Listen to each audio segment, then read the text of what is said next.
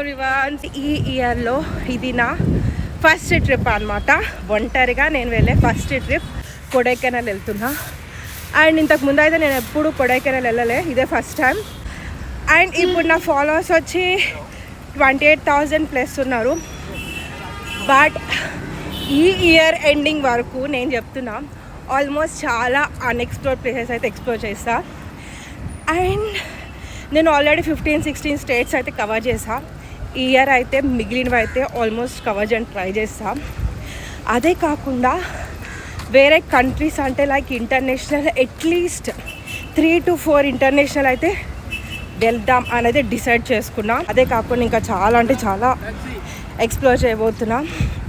So అదంతా నేను మీకు మొత్తం అప్డేట్ చేస్తా. ఇంకొకటి ఏంటంటే నేను December 31st వరకు 28 నుంచి నా ఫాలోవర్స్ 100K చేసుకుంటా, మోర్ దెన్ 100K చేసుకుంటా. సో